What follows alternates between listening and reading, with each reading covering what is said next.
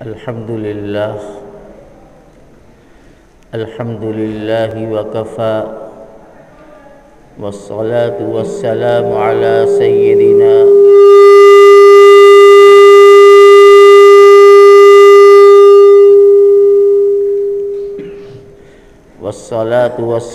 على سيدنا محمد المصطفى وعلى آله وأصحابه وأزواجه وذرياته المجتبى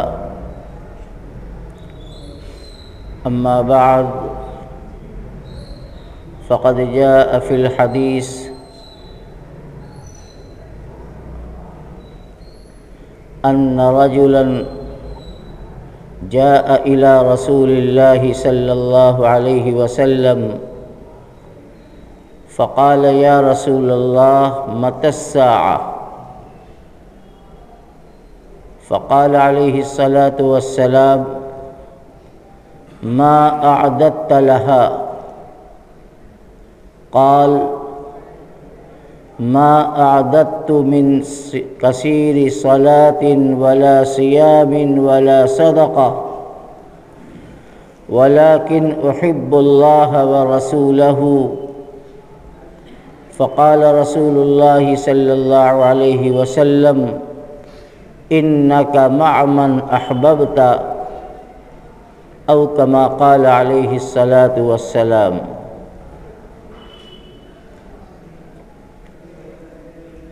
بزرگوں اور بھائیوں،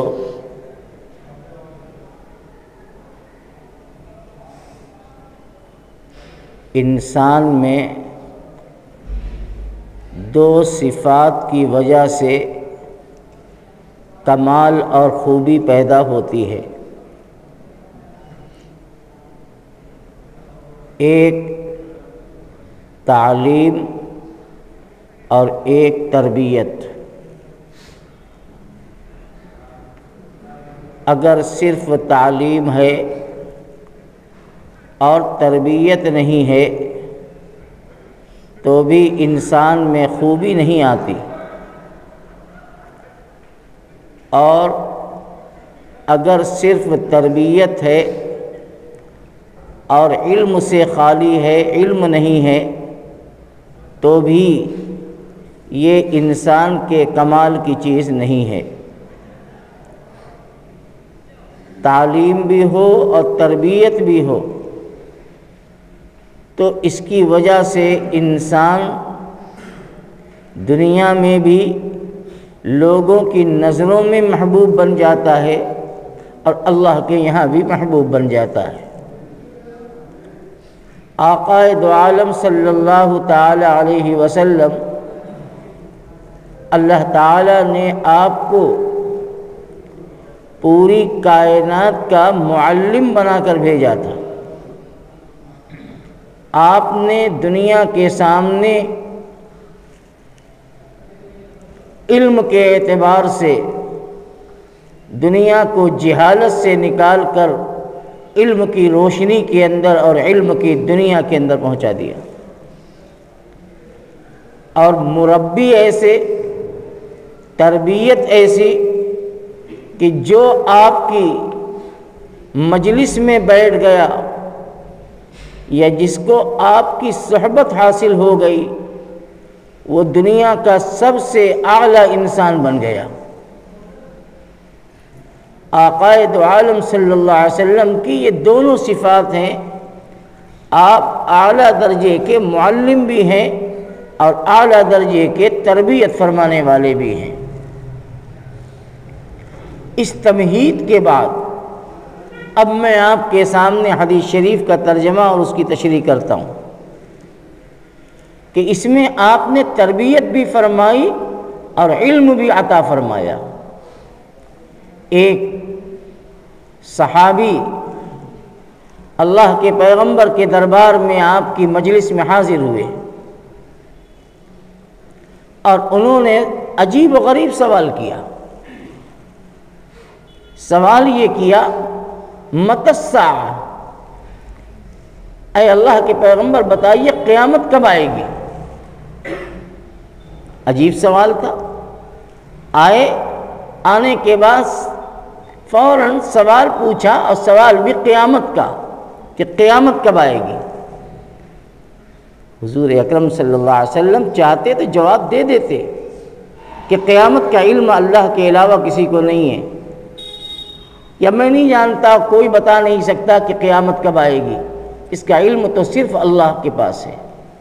لیکن آپ نے یہ جواب نہیں دیا، آپ نے تربیت فرمائی۔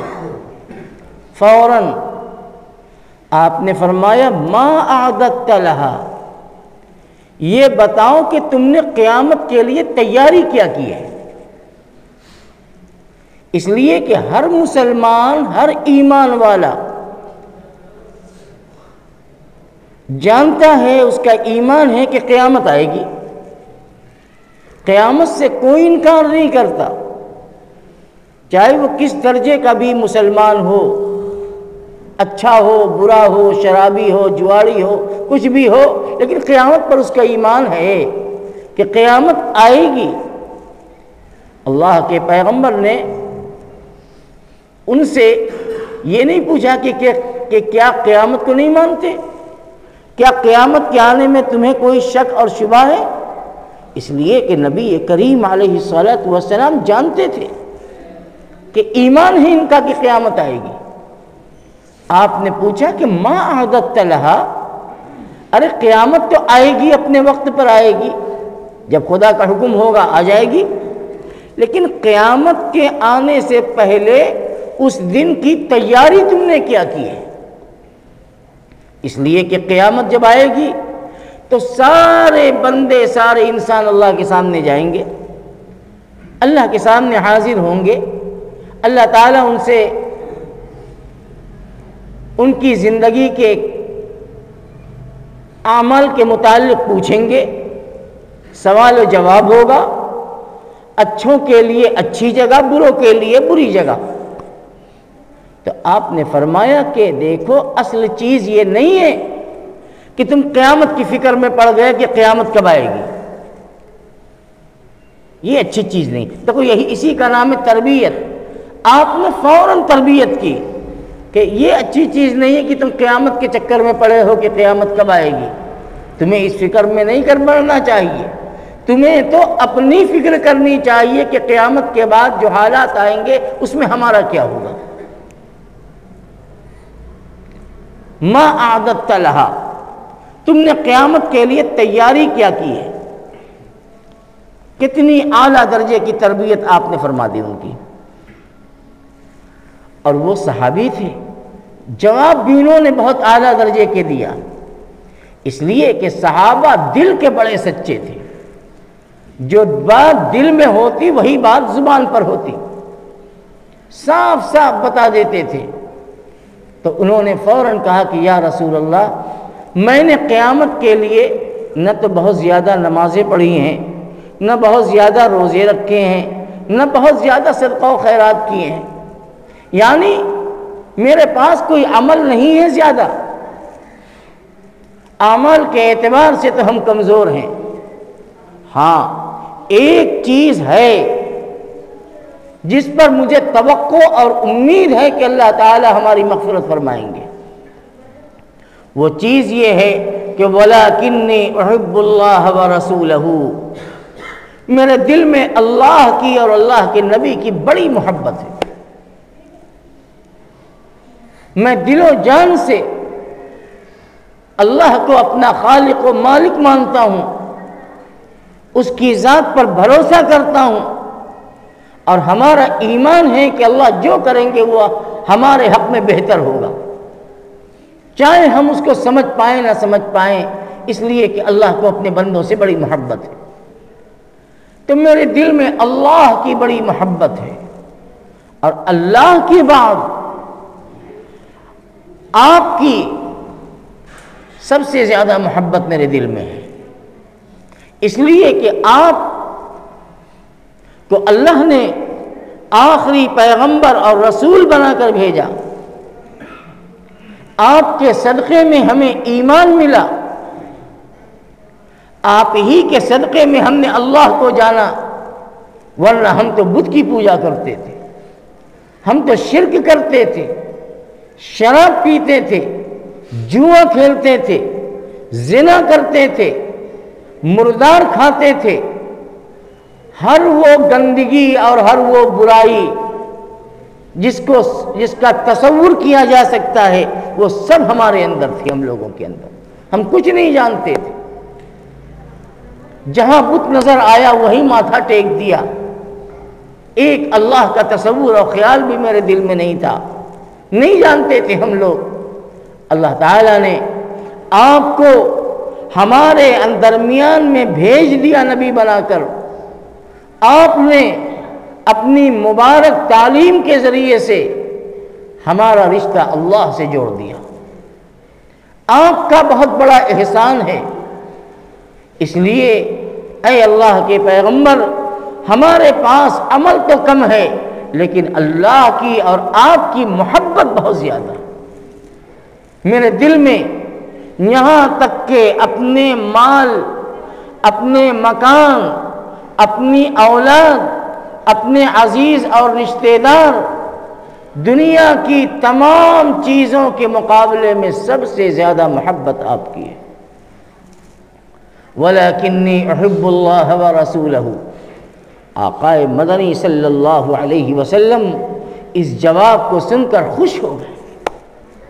آپ نے اب ان صحابی کا جواب دیا کہ سنو، اگر واقعی تمہارے اندر اللہ کی محبت سچی ہے اور واقعی تمہارے دل میں نبی کی محبت سچی ہے اور زبان سے جو کہہ رہے ہو سچ کہہ رہے ہو تو خوشخبری سن لو، اِنَّكَ مَعَ مَنْ أَحْبَبْتَ.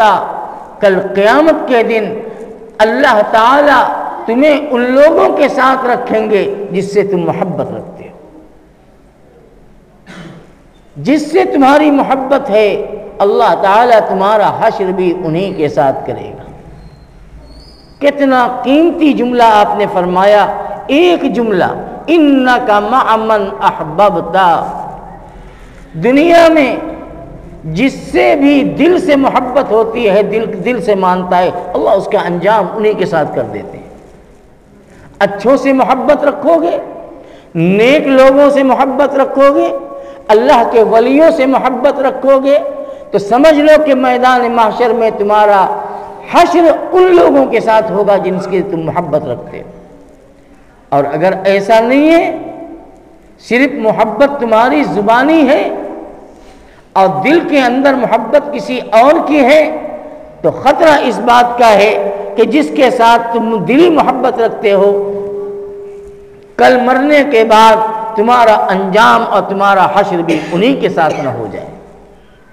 میرے بھائیوں، میرے بزرگوں، یہ جملہ بہت غور کرنے کا ہے کہ ہماری محبت کن کے ساتھ جڑی ہوئی ہے. اور یہ بھی ایک فطری چیز ہے کہ آدمی جس سے محبت کرتا ہے ان کے طور طریق کو بھی اختیار کرتا ہے، ان کی نقالی کرتا ہے، ان کی اداؤں کو، ان کی زندگی کو دیکھتا ہے اور اسی کو اپنا آئیڈیل بناتا ہے. غور سے سننے کی بات ہے. یہ ہر انسان کی فطرت ہے. جس سے محبت ہوگی اسی کو اپنا آئیڈیل بنائے گا، انہی کے نقش قدم پر، انہی کی چال ڈھال، انہی کا طریقہ، انہی کا کلچر، انہی کی تہذیب اور انہی کی شناخت اور پہچان بنائے گا. یہ فطری چیز ہے. آپ دیکھ لیجئے، مسلمانوں کو میں بعد میں بیان کروں گا، غیر مسلموں کو دیکھیے،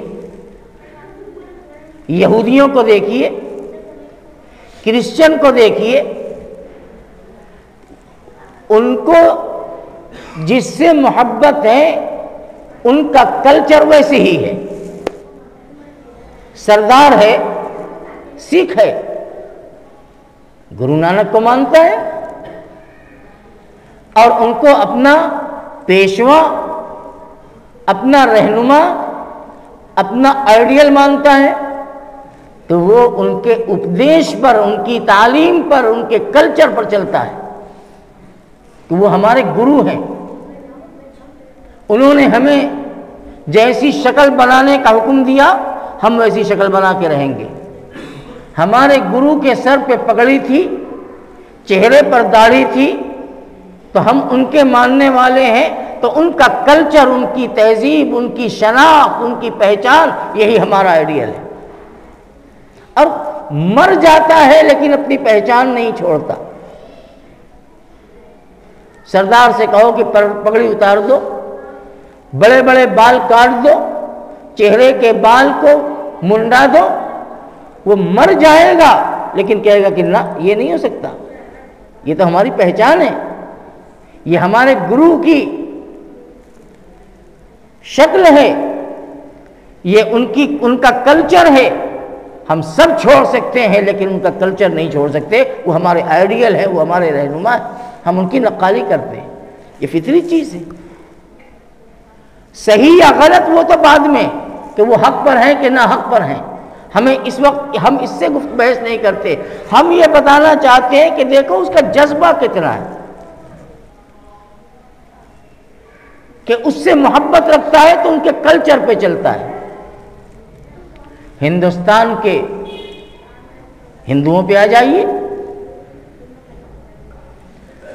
غلط صحیح وہ تو سب جانتے ہیں، لیکن ان کو اپنے مذہب سے، اپنے دھرم سے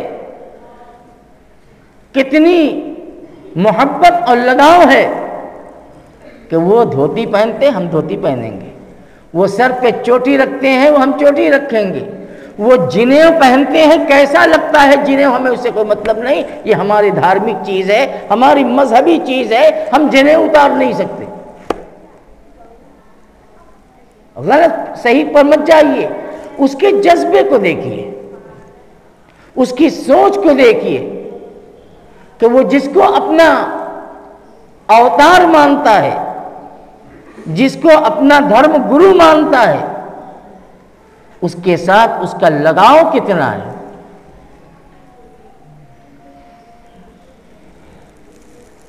کرسچن میں چلے جائیے، وہ حضرت عیسیٰ علیہ السلام کو مانتے ہیں کرسچن، ان کا عقیدہ غلط ہے، صحیح بات ہے کہ غلط ہے، ہم عقیدے کو نہیں بیان کرتے، لیکن ہر عیسائی کو حضرت عیسیٰ علیہ السلام سے محبت کتنی ہے، یہ دیکھنے کی چیز ہے۔ کبھی کبھی غلط لوگوں سے بھی صحیح بات سیکھ لی جاتی ہے، یہ یاد رکھو۔ کتنا لگاؤ ہے ان کو حضرت عیسیٰ علیہ السلام سے، کہ حضرت عیسیٰ کا مجسمہ بنا کر یسوع مسیح ان کی عبادت کرتے ہیں۔ ان کے دھرم کے اندر ہے کہ ان کے چرچ میں یسوع مسیح کی تصویر ہوگی، ان کی ماں حضرت مریم کی تصویر ہوگی، لگائے رہتے ہیں، ان کی مذہبی چیز ہے، اور وہ اس کو چھوڑنے کے لیے کسی حال میں تیار نہیں۔ عیسائیوں کا عقیدہ ہے کہ سیدنا عیسیٰ علیہ السلام کو سولی دی گئی ہے، ان کو سولی پہ چڑھا دیا گیا۔ تو عیسائی کیا کہتے ہیں؟ یہ تو کہتے ہیں کہ یہودیوں نے حضرت عیسیٰ کو سولی دے دی، اس لیے کہ یہودی حضرت عیسیٰ علیہ السلام کی شان میں گستاخی کرتا تھا، ان کا دشمن تھا۔ حضرت عیسیٰ کو نعوذ باللہ من ذالک نبی ماننا تو دور کی بات ہے، صحیح نسل سے بھی نہیں مانتا تھا یہودی ان کو، کہ بغیر باپ کے پیدا ہوئے، نعوذ باللہ من ذالک۔ تو یہودیوں نے حضرت عیسیٰ علیہ السلام کو سولی دے دی۔ بڑی لمبی تفصیل ہے اس میں، لیکن میں کہنا کچھ اور چاہتا ہوں۔ سولی دے دی۔ یہودیوں کا یہ عقیدہ، عیسائیوں کا یہ عقیدہ بن گیا کہ حضرت عیسیٰ علیہ السلام نے اپنی جان قربان کر کے سولی پر چڑھ کر قیامت تک آنے والے عیسائیوں کے لیے کفارہ بنے ہیں، یعنی انہوں نے اپنی جان دے دی، اور اب قیامت تک جتنے عیسائی آئیں گے ان کو بخشوا لیں گے، ان کا کفارہ بن گئے وہ۔ یہ عیسائیوں کا عقیدہ ہے۔ حالانکہ اللہ تعالیٰ صاف کہتا ہے کہ تمہارا عقیدہ غلط، وما قتلوہ وما صلبوہ ولکن شبہ لکم، نہ تو عیسیٰ علیہ السلام کو تم نے قتل کیا ہے، نہ ان کو سولی پر چڑھایا ہے، تمہیں تو ایک مشابہت لگ گئی ہے، تمہیں دھوکہ ہو گیا۔ وہ ایک الگ موضوع ہے، کبھی میں بیان کروں گا انشاءاللہ، لیکن آج میں یہ بتانا چاہتا ہوں کہ عیسائی قوم کو، کرسچین کو حضرت عیسیٰ سے کتنی محبت ہے کہ سولی پر چڑھ گئے حضرت عیسیٰ، تو تمام دنیا عیسائیت نے سولی کو اپنا مذہبی اور نشان بنا لیا۔ کراس یہی سولی کی شکل تھی کہ ایسے ہی لٹکایا تھا، تو آج وہ کراس وہ عیسائیوں کی مذہبی پہچان بن گئی کہ ان کے عبادت خانے میں دیکھو گے کراس کے نشان سے پتہ چلتا ہے کہ یہ چرچ ہے عیسائیوں کا۔ ان کے مکانات میں کراس کا نشان ملے گا، یہاں تک کہ اگر وہ انگوٹھی بھی پہنتے ہیں تو اس پر بھی کراس کا نشان ہوتا ہے۔ ان کے مرد، ان کی عورتیں اگر گلے میں جنیو یا مالا جسے کہہ لو پہنتے ہیں تو اس میں بھی کراس کا نشان ہوتا ہے۔ ان سے کہو کہ اسے توڑ دو، کیوں انگوٹھی میں کراس، کیوں اسے نکال کے پھینک دو، تو توڑنا اور پھینکنا تو دور کی بات ہے، پہلے تم سے نمٹ لیں گے وہ کہ ہمارے مذہب کی توہین کر دی، یہ ہماری مذہبی چیز ہے، اور اس کے بارے میں تم نے اتنی غلط بات کہہ دی کہ میں صلیب کو اور کراس کو توڑ دوں، میں تمہیں توڑ دوں گا لیکن اسے نہیں توڑ سکتا، اس لیے کہ یہ میری مذہبی پہچان ہے۔ ذرا آپ دیکھیے میں آپ کو کدھر لے جا رہا ہوں اور کیا سمجھانا چاہتا ہوں کہ دنیا کے یہ جو بڑے بڑے مشہور مذہب ہیں ان کو اپنے گرو سے، اپنے قائد سے کتنا دلی لگاؤ ہے، کیسا تعلق ہے۔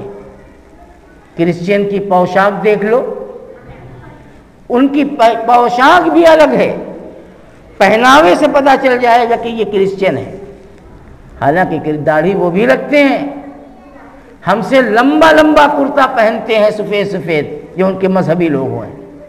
جیسے اگر معلوم نہ ہو تو آدمی سر پہ ٹوپی بھی لگاتے ہیں، اگر پتہ نہ ہو تو سمجھیں گے کہ یہ بہت بڑے علامہ ہیں۔ میں نے ساؤتھ کے علاقے میں نے دیکھا، جب میں پہلی مرتبہ گیا تھا، ادھر کرسچین اور عیسائیوں کی تعداد بہت ہے، کہ میں ان کو دیکھ کر کہتا تھا یہ بہت بڑے عالم لگ رہے ہیں، یہ بہت بڑے بزرگ معلوم ہو رہے ہیں۔ یہ تو بعد میں معلوم ہوا کہ وہ کرسچین ہیں، یہ ان کی پوشاک ہے، انہوں نے پہچان بنائی اپنی۔ تو دنیا کے تمام مذاہب اپنے مذہب کو بڑی مضبوطی کے ساتھ پکڑے، اور جن کے ذریعے انہیں مذہب ملا ہے، یعنی ان کے دھرم گرو، جیسے سردار کو گرو نانک، گرو گوبند سنگھ، اب پتہ نہیں خدا جانے کون کون سے ان کے گرو ہیں۔ کرسچین حضرت عیسیٰ اور حضرت مریم علی نبینا علیہ السلام کو مانتے ہیں، غلط مانتے ہیں، صحیح مانتے ہیں، کیسا مانتے ہیں ہمیں اس سے بحث نہیں، اس لیے کہ انہوں نے تو ایسا مان لیا کہ حضرت عیسیٰ کو خدا کا بیٹا کر دیا، جو کہ کھلا ہوا شرک ہے، خدا کا بیٹا مانتے ہیں، غلط ہے یہ۔ وہ کہتے تھے عیسیٰ ابن اللہ، یہودی حضرت عزیر علیہ السلام کو خدا کا بیٹا ماننے لگے، جبکہ وہ حضرت موسیٰ کے ماننے والے ہیں۔ حضرت موسیٰ علیہ السلام سے ان یہودیوں کو بڑی محبت ہے، اور آج تک وہ جھگڑا جو تھا وہ چل رہا ہے یروشلم میں، وہ الگ بحث ہے، لیکن محبت کتنی ہے ان کو حضرت موسیٰ سے، اور اس کے علاوہ کچھ سننے کے لیے تیار نہیں۔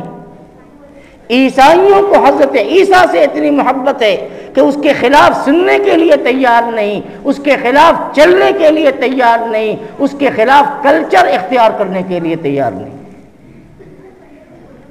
مشرکین کو اپنے دھرم گرو اور مذہب سے جن کو وہ اپنے طور پر کہتے ہیں رام و لکشمن، اگرچہ وہ غلط کہانی ہے لیکن بہرحال ان کا عقیدہ ہے، ان کی آستھا اس سے جڑی ہوئی ہے، ان کا مذہب ان سے جڑا ہوا ہے، مانتے ہیں اب مضبوطی کے ساتھ مانتے ہیں۔ تو جب دنیا کے یہ مذاہب جو اتنی مضبوطی کے ساتھ اپنے مذہب کو پکڑے ہوئے ہیں، تو ہم مسلمان، اب میں آتا ہوں مقصد پر، ہم مسلمان جو امام الانبیاء حضرت محمد الرسول اللہ صلی اللہ علیہ وسلم پر ایمان رکھتے ہیں، قرآن پر ایمان رکھتے ہیں، قیامت پر ہمارا ایمان ہے، حساب و کتاب پر ہمارا ایمان ہے، جنت اور جہنم پر ہمارا ایمان ہے، قبر کے اندر پیش آنے والے احوال پر ہمارا ایمان ہے کہ قبر یا تو جنت کا باغ ہے یا دوزخ کا گڈھا ہے۔ میرے نبی نے بتایا، کسی نے نہیں دیکھا لیکن میرے نبی نے بتا دیا، ہمارا ایمان ہے۔ اچھے لوگوں کے لیے قبر جنت ہے، برے لوگوں کے لیے قبر جہنم کا گڈھا ہے، نبی نے بتا دیا۔ ہم جان و دل سے مانتے ہیں، ہمیں نظر آئے یا نہ آئے، ہم نے دیکھا ہو یا نہ دیکھا ہو۔ تو ہم جب امام الانبیاء کو مانتے ہیں جو دنیا کا سب سے سچا مذہب ہے، قیامت تک باقی رہنے والا مذہب ہے، دین کی ہر بات حق اور سچ ہے، یہ سب ہم مانتے ہیں، تو پھر کیا وجہ ہے کہ ہم نے اپنے آقا حضرت محمد صلی اللہ علیہ وسلم کو اپنا آئیڈیل کیوں نہیں بنایا؟ یہ سوال ہے، دل میں اترنے والا سوال ہے۔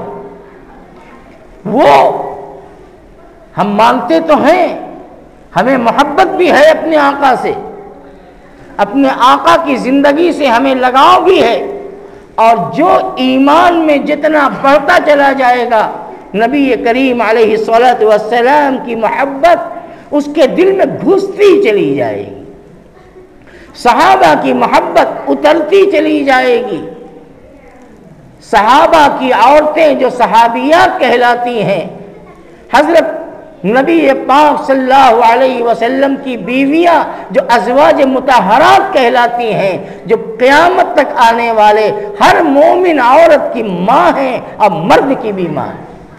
آپ کی بیوی ہماری ماں، آپ ہمارے باپ، اللہ کے نبی ہمارے روحانی باپ ہیں، جسمانی نہ صحیح، خاندانی نہ صحیح، لیکن ہر مومن کے قیامت تک آنے والے آپ اس کے روحانی باپ ہیں۔ اور یہ میں نہیں کہتا، یہ اللہ کہتا ہے، النبی اولا بالمؤمنین من انفسہم وازواجہ امہاتہم۔ نبی کی ذات ایمان والوں کے اس کے لیے ان کی اپنی جان سے بھی زیادہ قریب ہے۔ نبی سب سے قریب ہے، ہر ایمان والے اپنی جان سے بھی زیادہ قریب ہیں۔ اولا بالمؤمنین من انفسہم، جہاں تمہاری جان اور نبی کی ذات اقدس کا معاملہ آئے گا، نبی کی ذات اقدس کو ترجیح حاصل ہوگی، ہماری جان کی کوئی حیثیت نہیں۔ اللہ کہہ رہا ہے النبی اولا بالمؤمنین من انفسہم، آگے کیا فرمایا؟ وازواجہ امہاتہم، اور نبی کی بیویاں ازواج مطہرات جن کو کہا جاتا ہے، قیامت تک آنے والے ایمان کی ماں ہیں۔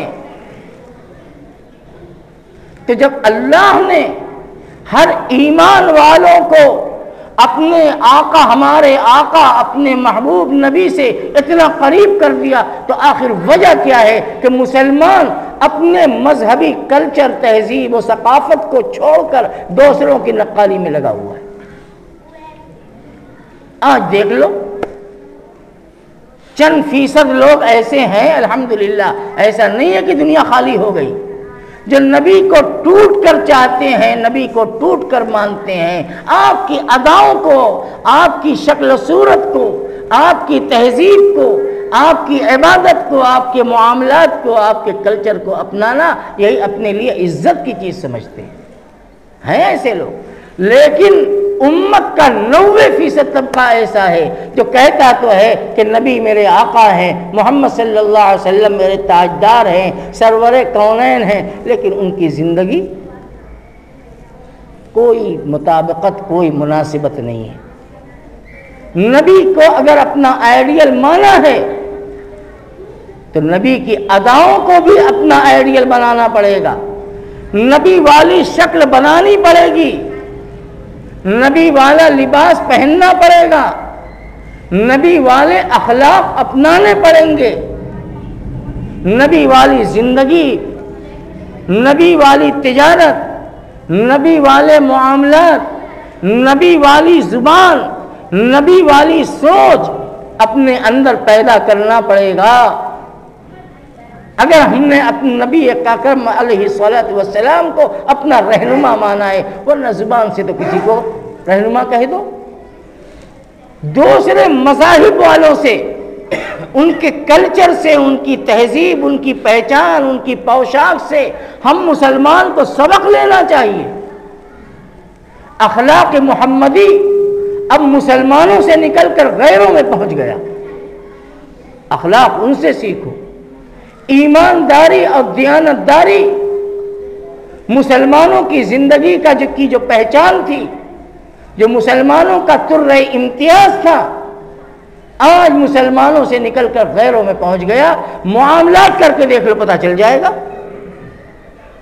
غیر ایمانداری اور دیانتداری کے ساتھ معاملات اور لین دین کرتا ہے، اور مسلمان کی نیت کے اندر کھوٹ ہے۔ غیر جو مذہبی انسان ہوگا وہ کہے گا کہ آپ کا 5 روپیہ ہے، آپ 5 روپیہ لے جاؤ میرے پاس سے، آپ کا 5 روپیہ باقی ہے۔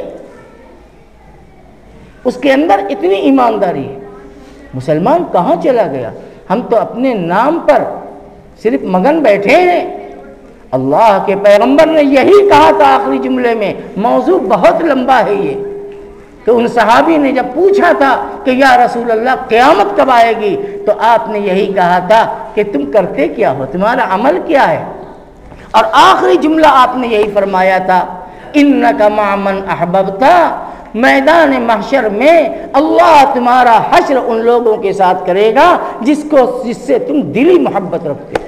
اگر ہمارے دل میں میرے آقا کی سچی محبت ہے، اللہ کی رحمت سے امید ہے کہ انشاءاللہ ہمارا حشر ویسا ہوگا۔ لیکن نبی والی زندگی اپنائیں تو صحیح۔ ہماری دعوتیں غیروں کے کلچر کا نمونہ آہستہ آہستہ بنتی چلی جا رہی ہیں۔ ہمارے جوانوں کے لباس کہنے کی ضرورت نہیں ہے، دیکھ لو ذرا سا۔ مسلمانوں کے چہرے سے داڑھی کا نور یہود و نصارہ کے کلچر پہ لے کے چلا گیا۔ میرے آقا نے تو اپنی داڑھی پر پکڑ یہ کہا تھا کہ یہ میری سنت ہے اور میرے تمام انبیاء کی سنت ہے۔ داڑھی پکڑ کر میرے آقا فرماتے تھے کہ یہ میری محبوب سنت ہے، میرے تمام پچھلے نبیوں کی سنت ہے۔